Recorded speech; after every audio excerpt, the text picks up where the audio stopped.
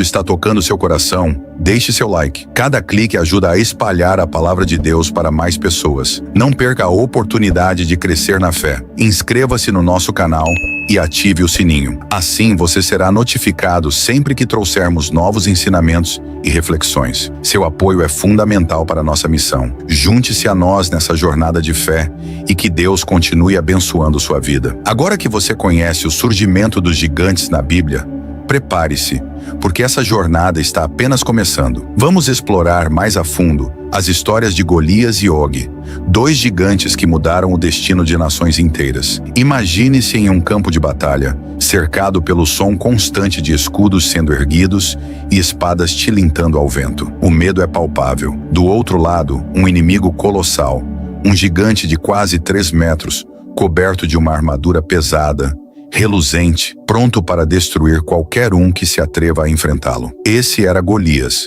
o gigante filisteu que aterrorizou Israel, uma figura que não apenas dominava pelo tamanho, mas pelo medo que espalhava entre os soldados de Israel. Sua história, encontrada em 1 Samuel 17, é uma das mais épicas e eletrizantes de toda a Bíblia. Golias não era apenas um soldado comum, ele era um monstro nas palavras e na aparência. Imagine um homem tão grande que sua simples presença fazia o chão tremer. Sua armadura de bronze pesava cerca de 60 quilos, e sua lança tinha uma ponta de ferro que, sozinha, pesava mais do que muitas espadas. Ele se posicionava diariamente no Vale de Elá, desafiando o exército de Israel a enviar um guerreiro para enfrentá-lo. Mas quem ousaria enfrentar um monstro desses? Por 40 dias, Golias zombou do exército de Saul, desafiando, humilhando e desacreditando o Deus de Israel. A guerra entre Israel e os filisteus já era tensa. Os dois exércitos estavam em lados opostos do vale, em uma batalha que parecia não ter fim. Mas o verdadeiro desequilíbrio estava na presença de Golias, que todos os dias descia ao campo para lançar seu desafio. Escolha um homem para lutar comigo. Se ele vencer, nós seremos seus escravos. Mas se eu vencer, vocês serão nossos escravos. A descrição física de Golias é assustadora. Sua couraça brilhava ao sol, uma visão intimidadora. Sua lança, como um tronco de árvore, estava pronta para perfurar qualquer um que ousasse se aproximar. Seus olhos, cheios de desdém, encaravam o exército de Israel com desprezo. O medo era contagiante. O próprio rei Saul, que antes tinha sido visto como o maior guerreiro de Israel, não ousava enfrentar o gigante. Os soldados tremiam, incapazes de mover um músculo. Golias era mais que um adversário físico. Ele era a personificação do terror. E é aí que a história dá uma reviravolta inesperada. No meio desse caos e medo, surge um jovem pastor, um garoto chamado Davi, que nem sequer fazia parte do exército. Ele havia sido enviado por seu pai apenas para levar comida para seus irmãos. Davi não era guerreiro, nem usava armadura, mas ele tinha algo que ninguém ali parecia ter: fé inabalável em Deus. Ao ouvir as zombarias de Golias, algo acendeu dentro de Davi. Enquanto todos tremiam, ele se perguntou: quem é esse filisteu incircunciso para desafiar os exércitos do Deus vivo? Contra todas as expectativas, Davi se voluntaria para enfrentar Golias. Você pode imaginar a reação de todos? Um jovem pastor, sem treinamento militar, sem armadura, decidido a enfrentar o gigante mais temido da época. Saul, em desespero, tenta vestir Davi com sua armadura, mas o jovem recusa. Ele não precisaria de nada disso. Tudo o que ele tinha era sua funda, 5 pedras lisas e uma fé imbatível em Deus. Essa era a chave. Enquanto Golias confiava em sua força, suas armas e sua arrogância, Davi confiava em algo muito maior. Diante de um exército inteiro, ele declarou: você vem contra mim com espada e lança, mas eu vou contra você em nome do Senhor dos Exércitos. A tensão nesse momento é de cortar o ar. O que poderia um simples garoto fazer contra um gigante como Golias? A resposta está a poucos instantes. A atmosfera era tensa.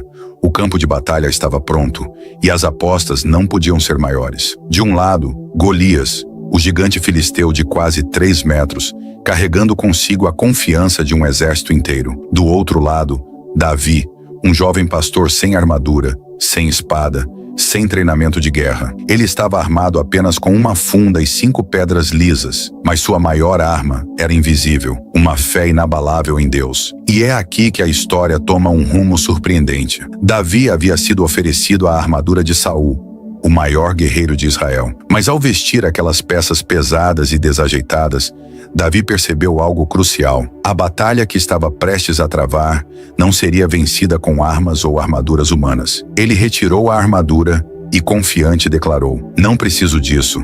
Minha confiança está em Deus." Para quem assistia, isso parecia loucura. Como alguém poderia enfrentar um gigante sem qualquer proteção? Mas Davi sabia que essa luta seria diferente de todas as outras. O confronto épico começou quando Davi, com sua funda nas mãos, começou a caminhar em direção a Golias. O gigante observava, perplexo, enquanto o jovem pastor se aproximava. "É esse o guerreiro que Israel mandou para me enfrentar?" Golias zombou, sua voz ecoando pelo vale. Ele desprezava Davi, achando ridículo que um simples jovem, sem armadura ou espada, ousasse desafiá-lo. Com um sorriso sarcástico, Golias rosnou: "Sou eu um cão, para que venhas a mim com paus?" A multidão estava em suspense. Todos os olhos estavam fixos nessa cena incomum. De um lado, o poder bruto e intimidante de Golias, e do outro, a coragem silenciosa de um jovem que parecia tão pequeno e insignificante diante do gigante. Mas foi exatamente nesse momento que Davi fez algo que mudou tudo. Ele não se deixou intimidar. Ao contrário, proclamou sua fé em Deus, dizendo: "Você vem contra mim com espada, lança e dardo, mas eu vou contra você em nome do Senhor dos Exércitos, o Deus dos exércitos de Israel, a quem você tem desafiado." Davi estava declarando que essa batalha não seria vencida pela força física ou pelo poder das armas. Ele estava lutando por algo muito maior. A confiança de Davi, sua ousadia e fé, deixaram o exército israelita em choque. Golias, no entanto, só se enfureceu ainda mais, avançando para esmagar o jovem impetuoso. Mas em um piscar de olhos, a batalha lá estava decidida. Com uma rapidez inacreditável, Davi pegou uma das 5 pedras que havia escolhido e a colocou em sua funda. Com precisão mortal, ele lançou a pedra diretamente na testa de Golias. O gigante, que parecia invencível, tombou no chão com um único golpe. A terra tremeu quando ele caiu. O silêncio que se seguiu foi esmagador. Golias estava morto, abatido por uma simples pedra. Mas Davi não parou ali. Correu até o corpo do gigante e, para selar sua vitória de forma definitiva, pegou a espada de Golias e decapitou-o. A cabeça de Golias, erguida pelas mãos de Davi, tornou-se o símbolo da vitória de Israel. O gigante que todos temiam estava morto, e a moral do exército filisteu despedaçada. O pânico tomou conta dos filisteus. Eles começaram a fugir em desespero, sem acreditar no que acabara de acontecer. O exército de Israel, que momentos antes estava paralisado de medo, agora avançava com coragem renovada, perseguindo seus inimigos. A batalha estava ganha, não pela força, mas pela fé. Imagine um gigante, não um simples homem grande, mas uma figura imponente, cujo tamanho impressionante poderia deixar qualquer um sem palavras. Og, o rei de Bassã, era exatamente esse tipo de gigante. Em Deuteronômio 3:11, ele é descrito como o último dos Refaíns, uma raça de gigantes que aterrorizava as terras antigas. Og não era apenas um rei,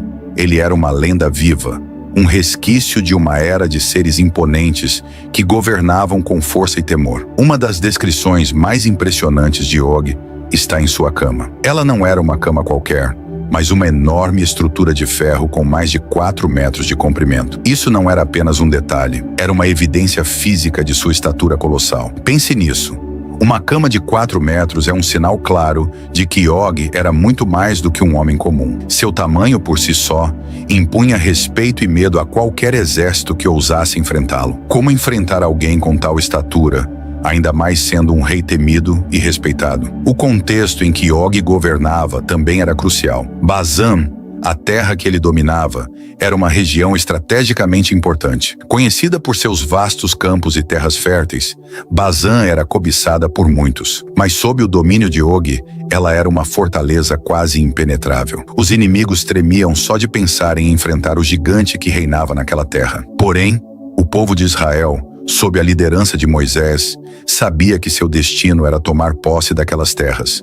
E agora, eles se viam diante do último dos gigantes. Mas antes de marchar para a batalha, Deus encoraja Moisés de maneira espetacular. Deus relembra Moisés da vitória sobre Seom, outro rei inimigo, e declara com firmeza: não tenha medo de Og, pois eu já entreguei a ele, seu povo e sua terra nas suas mãos. Essas palavras não eram apenas uma ordem de ataque, eram uma promessa. Deus já havia decretado a derrota do gigante, e Moisés lideraria o exército de Israel com a certeza de que a vitória estava garantida. E então, o confronto aconteceu. Imagine a tensão no ar enquanto Moisés e o exército de Israel marcham em direção a Og e seu povo. De um lado, o exército israelita, confiando nas promessas de Deus. Do outro, o gigante Og, com sua imensa estatura e poder, pronto para esmagar qualquer um que cruzasse seu caminho. A batalha que se seguiu foi intensa. A força bruta de Og era inegável, mas a mão de Deus estava com Israel. O próprio cenário parecia tremer com o impacto dos golpes, o som das espadas e o clangor das armaduras. E então, como em um destino já escrito, Og foi derrotado. O último dos gigantes tombou diante das forças de Israel, cumprindo a promessa de Deus. Aquela batalha não foi apenas uma vitória militar, foi o fim de uma era. Com a morte de Og, os Refaíns, os temidos gigantes, foram finalmente exterminados da terra. As terras férteis de Baçã foram conquistadas, e o povo de Israel avançava mais um passo em direção à terra prometida. Mas pense na magnitude desse momento. Og, o gigante imortalizado por sua cama de ferro, o último de uma raça extinta, foi vencido por um povo que confiava em Deus. Não era a força ou a estatura que determinava o resultado, mas a fé e o cumprimento das promessas divinas. A morte de Og marcou o fim de uma era, mas também o início de uma nova fase para Israel, onde as promessas de Deus se cumpriam uma a uma. Desde os primeiros passos de Israel rumo à Terra Prometida, os gigantes surgiram como obstáculos quase intransponíveis. Golias, Og e outros não eram apenas inimigos poderosos por sua estatura física, eram símbolos de forças que se opunham ao cumprimento do plano divino. Mas havia algo muito mais profundo acontecendo nesses confrontos. Cada batalha contra os gigantes era, na verdade, um teste de fé. Os gigantes estavam lá não só para intimidar com sua força, mas para desafiar a confiança de Israel em Deus. O povo, liderado por Moisés, Josué e mais tarde por Davi, tinha que aprender que sua vitória não viria pela força humana, mas pela providência divina. Os gigantes eram descritos como inimigos implacáveis de Israel, sempre bloqueando o avanço do povo escolhido em direção à terra prometida. Cada vez que eles surgiam, o medo e a dúvida se espalhavam entre os israelitas. Afinal, como lutar contra alguém como Golias, com quase 3 metros de altura, ou Og, cuja cama de ferro indicava uma estatura sobre-humana? Esses gigantes representavam desafios físicos e espirituais. Era como se, em cada batalha, o próprio povo de Israel fosse colocado em xeque. Vocês realmente confiam em Deus? E aqui é onde a história se torna fascinante. Cada confronto com esses gigantes era, na verdade, uma oportunidade. Uma oportunidade para Israel mostrar que acreditava nas promessas de Deus. Por exemplo, antes de enfrentar Og, Deus garantiu a Moisés que ele não precisava temer, pois a vitória já estava decretada. Não era uma simples batalha física. Era uma prova de que, com Deus no comando, os obstáculos mais temíveis poderiam ser superados. A liderança de Deus era direta e precisa. Moisés, Davi e outros líderes israelitas seguiam instruções específicas de Deus, sabendo que ele tinha um propósito maior para o seu povo. Mas por que esses gigantes eram tão importantes no plano divino? Eles estavam ligados à corrupção da terra. Desde os dias dos Nefilins, em Gênesis 6, os gigantes simbolizavam a perversão, a decadência espiritual. Derrotar esses gigantes era purificar a terra, limpá-la de sua corrupção e preparar o caminho para que o povo de Deus habitasse nela. Quando Israel derrotava um gigante, não estava apenas ganhando uma batalha militar, estava participando de um processo de restauração espiritual, libertando a terra das forças que se opunham a Deus. De um ponto de vista espiritual, os gigantes representavam o mal. Eles não eram apenas inimigos físicos, mas verdadeiros símbolos das forças malignas que tentavam impedir os planos de Deus. Golias, por exemplo, desafiava o exército de Israel, zombando não apenas dos soldados, mas do próprio Deus de Israel. Ao derrotar Golias, Davi mostrou ao mundo que a força física nada era diante do poder de Deus. Ele provou que a confiança em Deus poderia vencer até o mais temível dos adversários. E não podemos esquecer o impacto dessas vitórias sobre Israel. Cada gigante derrotado não era apenas uma vitória militar, mas uma demonstração pública de que o Deus de Israel era invencível. Cada vez que um gigante caía, a confiança do povo aumentava. As nações ao redor ouviam essas histórias e temiam. O povo de Deus estava sendo moldado e fortalecido, não apenas para ocupar a terra prometida, mas para ser um testemunho vivo do poder de Deus. No final das contas, os gigantes eram testes de fé, destinados a provar que, com Deus liderando, não há inimigo grande o suficiente para impedir seu plano. Cada vitória era um passo mais próximo do cumprimento das promessas divinas. E essa verdade ecoa até hoje. Assim como Israel venceu gigantes, nós também podemos superar os maiores desafios, desde que nossa confiança esteja firmemente colocada em Deus. Se você se sentiu inspirado por tudo o que discutimos até agora, prepare-se. O vídeo ao lado trará revelações que podem mudar a forma como você vê sua própria fé. Não fique de fora dessa jornada transformadora. Clique e descubra o que vem a seguir.